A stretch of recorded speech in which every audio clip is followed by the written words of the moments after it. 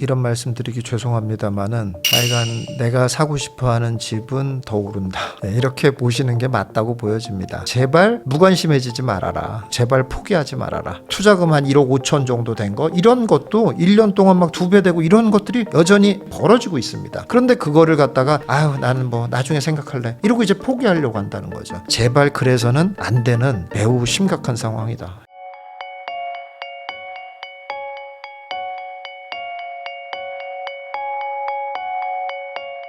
김사부님하고 이야기 나누고 있는데요. 그러면은 아마 이제 시청하시는 분들이 이제 궁금한 뭔가 좀 요약을 해서 앞으로 집 사기 더 힘들어지는 건가라는 거로 이렇게 딱 정리를 한다면은 어떻게 보세요? 사실 또 이런 말씀 드리기 죄송합니다만은 하여간 내가 사고 싶어하는 집은 더 오른다. 네. 네, 이렇게 보시는 게 맞다고 보여집니다. 그러니 제발 제가 요새 제일 많이 얘기하는 게 그거거든요. 제발 무관심해지지 말아라. 네. 무관심해지지 말고 제발 포기하지 말아라. 그 얘기를 꼭 하고 싶거든요. 근데 사람이 정말 무서워요. 이게 인간이 이제 늘 이제 대중과 어울리는 게 습성이 돼 있잖아요. 네. 대중의 분위기를 따라가는 그런 게 습성이 돼 있기 때문에 지금 매스컴 보면 뭐라고 그럽니까? 다 너무 초고가 얘기들만 있잖아요. 네. 막 여의도, 뭐 압구정, 막 이런 게 50억, 100억, 맨 이런 얘기들만 나오잖아요.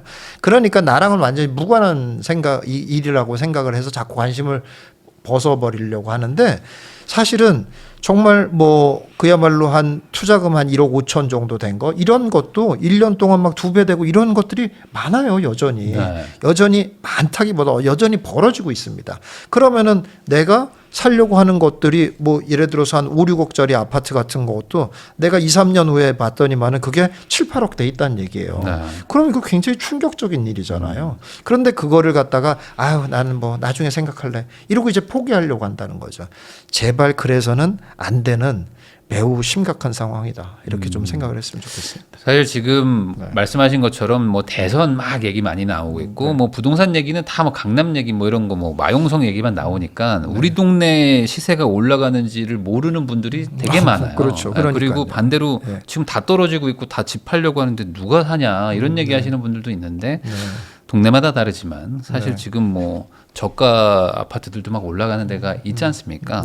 그 얘기를 해주신 것 같은데 그러면은 반대로 지금은 기다리는 분들도 나름 전략적으로 기다리시는 건데 이분들이 뭐 나름 이렇게 성공할 수 있는 확률이 거의 없다고 보시는 거예요. 그러니까 조금 기다려서 전세 한 2년 더 살고 가면은 그래도 좀 더 낮게 보기에는 너무 확률이 낮다 이렇게 보시는 건가요? 네, 그러니까 그런 사람들이 이제 좋은 기회를 잡을 수 있는 가능성은 정말 낮다고 봅니다. 예. 일단은 만약에 지금 상황이 강세장이다라고 하면 그런 전략을 한번 해볼 만해요. 그러니까 막 오히려 막 너도 나도 막 참여하는 장이란 말이에요. 만약에 그렇다면 오히려 반대로 나 좀 기다려 보겠다라는 걸 제가 좀 권할 만하거든요. 근데 지금은 전혀 그렇지가 않아요. 일단 자꾸 관심이 없어지면서 가격은 올라가는 이런 상황이기 때문에 오히려 관심이 없어지고 아이 뭐 이제 부동산 반드시 떨어질 거 이게 말이 돼 100억씩 되는 게 말이 돼 이렇게 하는 사람들이 오히려 그 마음을 바꿔서 내가 내 형편에 될 수 있는 거 열심히 찾아봐야 되겠다 이렇게 하는 게 대단히 중요하다는 거예요. 그러니까 예를 들자면 그 재밌는 게 또 우리 유튜브가 또 이제 항상 이제 알고리즘에 의해서 본인이 하는 것만 계속 보게 되잖아요. 예. 근데 부동산이 막 이렇게 화랑이 될 때는 막 너도 나도 관심을 가질 때는 내가 설령 부동산을 안 관심을 가져도 저절로 알아서 뜨잖아요. 알아서. 그렇죠. 왜냐하면은 알아서 사람들이 많이 관심을 가지니까 알아서 뜬단 말이에요. 그러니까 보기 싫어도 알아서 보게 된단 말이에요. 오 그러네. 근데 지금은 조용해요. 안 뜬단 말이에요. 부인님 많이 뜨시요 이런 소리 많이 안 들어요. 요새 부인님 일 안 하지 않으세요? 뭐 이런 소리 안 들어요? 요즘에 추첨 안 되지 않아요? 부동산 영상 자체들이 거의 없어요. 그러니까 추천 자체가 안 된단 말이에요. 그러니까는 사람들은 이제 관심이 자꾸 없어지는 거예요, 그냥. 그런데 자기가 정말 살 수 있는 집은 너무너무 계속 오르고 있다는 이런 거죠. 그러니까 오히려 지금 같은데 되게 정신을 차려야 될 때라 이런 얘기입니다. 그래서 이번에 책도 쓰셨는데 부동산 투자 황금 로드맵이라고 이제 해주셨잖아요. 그러면 결국에 지금 이 와중에도 로드맵 같은 것들이 좀 있다 이런 의미일 텐데 뭐 지금 집을 산다고 하면은 뭐 어떤 방향으로 설정하는 게 그래도 제일 안전하고 좀 확률이 높다고 보십니까? 조금 뭐 구체적으로 얘기하면 좀 지역 얘기해드리면 제일 좋아하실 테니까. 네. 예. 일단은 뭐 서울과 수도권이 이제 가장 유력하고요, 당연히. 예. 그리고 수도권 중에서도 남부권. 예. 그래서 조금 죄송한 얘기지만 북부권은 조금 좀 어렵다고 보여지고요. 서울, 수도권 남부. 이런 정도까지는 그런 데다가 이제 수도권 남부 쪽에서는 이제 지역마다 좀 틀립니다만은 거기에 이제 신축까지 포함돼 있다라고 하면 뭐 거의 아주 별 이변이 없다 이렇게 네. 보여지고요. 제가 조금 이 책에서도 얘기를 하고 있습니다만은 이제 그런 여러 가지 그런 이제 투자성 있는 게 도대체 뭐냐 이런 거에 대해서 궁금들을 많이 하시잖아요. 네. 그래서 좀 제가 아주 간편한 방법을 하나 정리했어요. 예, 그게 뭐냐면은 강남역 신전이라는 거거든요. 강남역 신전. 예, 그게 아주 간단하게 정리를 했습니다. 이제 우리가 주택을 이제 투자성 있는 거를 보는 것을 이제 여러 가지 이 체크리스트들이 있잖아요. 근데 일단 대단지라는 거는 체크리스트라기보다 그냥 전제 조건이에요, 그냥. 네. 예, 그래서 얘는 빼고요, 일단. 그러니까 대단지만 봐야 된다라는 건 일단 기본이고요. 당연이고요. 예, 그 다음에 강남역 신전인데 그게 뭐냐면 강남에서 얼마나 가깝냐. 예, 그리고 역세권이냐 준역세권이냐. 그러니까 네. 준역세권까지는 포함이라 이거죠. 예, 그리고 신축이냐 준신축이냐까지는 된다 이거죠. 예, 그리고 전세 비율이 어느 정도 선이냐. 근데 강남권이냐 이제 준강남권이냐에 따라 좀 틀리긴 한데요. 뭐 강남권 같은 경우는 50% 45에서 50% 정도를 이제 그냥 정상적인 범위. 근데 그거보다 만약에 높다라는 건 가격이 싸다는 거잖아요. 네. 그러니까 높으면은 더 좋은 거고 만약에 더 낮다.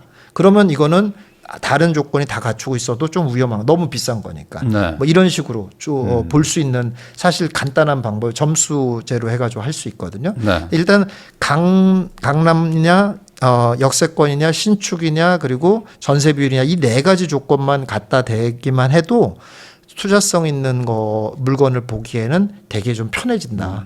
예, 이렇게 지금 말씀해 주신 것만 대충 적용해도 거의 네. 대다수가 없어져요. 몇 개 안 남습니다. 그렇죠. 맞죠. 거기다 대단지까지로 해버리면. 예, 그렇죠. 네. 예. 그 정도의 그 지역까지 이렇게 해가지고 한다면은 근데 이제 사람들이 뭐 이제 대출까지 끼면 그 네. 정도 범위에 있는 거를 전혀 못 살 뭐 진짜 무슨 뭐 압구정동 뭐 이렇게 되는 이런 부분이 아니거든요. 절대로 본인이 얼마든지 살 수 있는 거에 범위에 들어오거든요. 그런 것들이 그러면은 거기에 해당되는 거는 좀 과감하게 행동을 하는 게 좋겠다 이런 말씀입니다.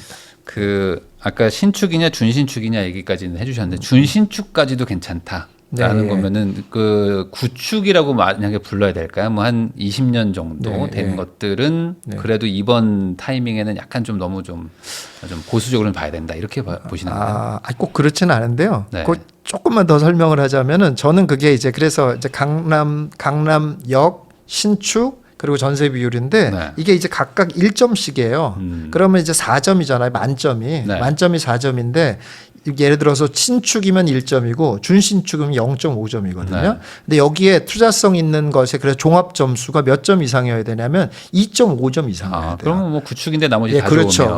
그렇죠. 그렇게 되는 거예요. 네. 예. 근데 요 방법을 적용하려고 하면은 마지막에 이제 전세가율을 얘기해 주셨는데 요즘에 전세가율이 네. 좀 높은 거를 살라고 보면은 네. 다 뭔가 좀 마음에 안 들고 그렇죠. 왠지 좀 마음에 들면 항상 전세가율이 좀 막 낮고 네, 막 그러거든요. 이 그렇죠. 적정 전세가율이라고 해야 될까? 뭐 이런 뭐 최소 이거는 뭐 지켜야 된다. 뭐 이런 게 네. 있을까요?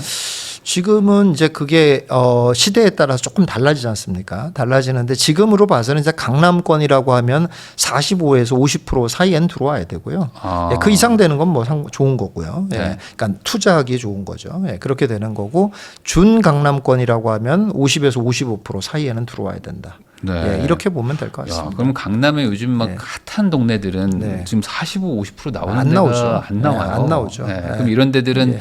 좀 이런 조심해라. 데들은 조심해야 되고 아니면은 이제 앞서 말한 세 가지 조건이 이제 너무 완벽하게 조성이 돼 있으면은 그런 데들도 오르잖아요. 또 네. 그런 것들이 있지만은 보통은 이제 뭐 흠이 있는 경우들이 있으니까 그러니까 전세 비율은 이제 그렇게 이제 일단 그게 기준이다라고 이제 보시면 될 것 근데 같아요. 아까 말씀하신 대로 어차피 4점 만점이기 때문에 전세가율이 뭐 뭐 나빠도 그렇죠. 나머지가 다 나머지 좋으면 세 개가 다 되면은 그렇게 또 거니까. 오르는 거죠, 가격이. 네, 예. 맞아요. 사실 이게 뭐든지 하나만 영향을 주는 건 아니니까 그렇죠. 이제 예. 이렇게 좀 예. 생각하시면 좋을 것 같다. 그리고 이제 이 책에 보면은 뭐 이제 약세장, 강세장 얘기들이 계속 나오는데 네, 예. 이 지금이 약세장이라고 얘기를 하셨잖아요. 네, 예. 그러면 약세장 다음은 다시 강세장이 오는 거 아닙니까? 그렇죠. 그럼 그렇죠. 지금도 올라간다고 네, 하는데 강세장이 오면 어떤 일이 일어나는 건지. 그러니까는 그거를 이제 다들 이제 지금 같은 때는 솔직히 못 믿어 하거든요. 그렇잖아요. 이제 약세장에서 야 지금도 가격이 뭐 이렇게 100억씩 오르는데 되겠냐 이런 생각을 하는데 저는 다음에 강세장은 지방장에서 올 거다 이렇게 보고 있습니다. 예, 그러니까 대중이 참여하는 상황을 만들어야 된다는 거죠. 네. 그러니까 대중이 압구정동을 다 살 수 있는 상황은 절대 안 만들어질 거라는 거죠. 그렇죠. 그렇잖아요. 그러면 결국 대중이 참여할 수 있는 데는 어디서 참여할 수 있냐? 지방에서 참여할 수 있게 된다.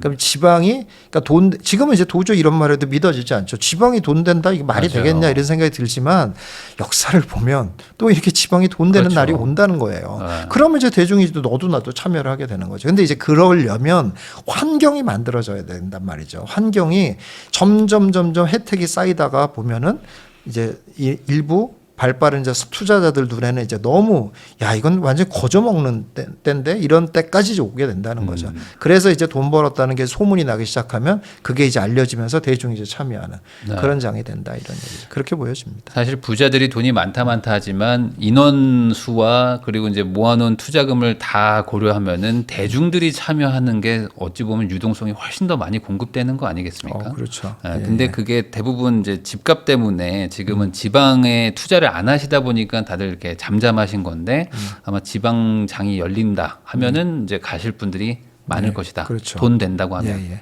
근데 또 오해하시면 안 되는 게, 네. 야, 저 지금 빨리 지방 부동산 사라고 그러면 하는 거 안 되죠. 아니에요? 그러면 안 되죠, 지금. 절대 그런 거 네. 아닙니다. 분명히 네. 말씀드렸듯이 혜택이 얼마나 중첩되는지 보고서 해야 되는 네. 겁니다. 지금 하면 큰일 납니다. 이게 그러면은 뭐 한 1, 2년 안에 바로 이렇게 지방장이 열린다라고 그렇죠. 보기는 그렇게 좀 보기는 어렵죠.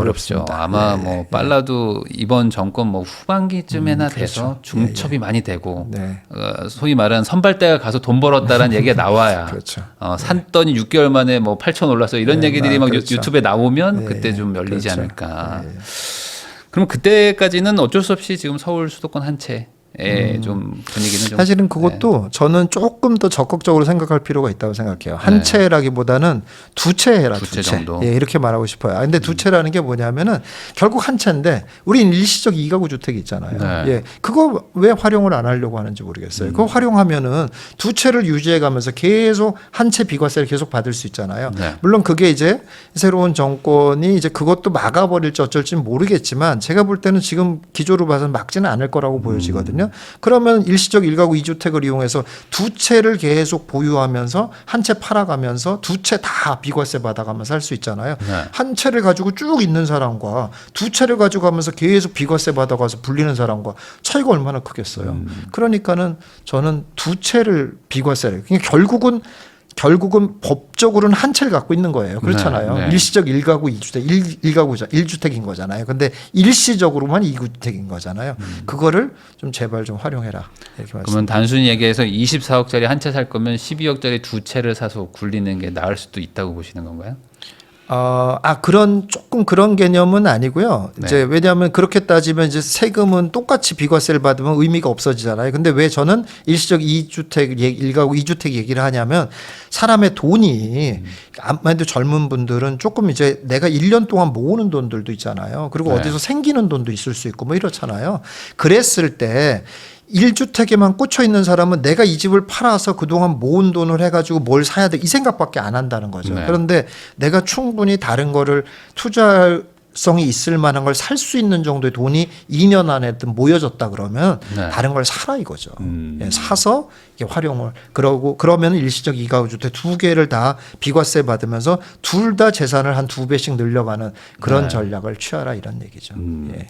그러니까 아무래도 요즘에는 이제 똘똘한 한 채만 많이들 생각하시다 보니까 있는 돈 없는 돈 다 모아서 우선 하나를 사려고 하는데 네. 너무 그렇게 하실 필요는 없을 수도 있다 이렇게 예. 이해할 수도 예, 있겠네요. 네. 그러기도 하고 또 이제 그렇게 하고 끝이 아니잖아요. 그렇게 하고 끝이 아니고 또 내가 꼭 들어가서 살기만 하는 사람만 있는 게 아니라 네. 또 나는 조금 더 이제 안 좋은 데 살고 나는 투자성 있는 걸 사놓고 이런 분들도 있잖아요. 그러면 여기서 나오는 전세금이 내가 올라가는 전세금보다 많잖아요. 그러면 그 차익이 있잖아요. 그럼 그건 뭐 막 쓸 수는 없잖아요. 그거 투자해야 되잖아요. 근데 그 사이에 또 젊은 분들은 모으는 돈들이 있을 거잖아요. 그럼 그걸 합쳐도 내가 그 한 채에만 꽂혀 있으면은 계속 그냥 돈으로 모으기만 해야지. 그리고 네. 또 젊은 분들도 무슨 생각합니까? 주로 대부분 그렇게 돈 생기면 미국 주식 사야지. 네. 이 생각만 하고 있잖아요. 코인 네. 사야지 이러잖아요. 그러다가 이제 뭐 잘 되면 좋지만 어쨌든 이제 그러다가 이제 잘못되는 경우도 많이 있으니까. 근데 그렇게 하는 것보다는 본인이 그런 돈들도 투자성 있을 만한 돈이 생겼다라고 부동산 살 만한 돈이 생겼다 그러면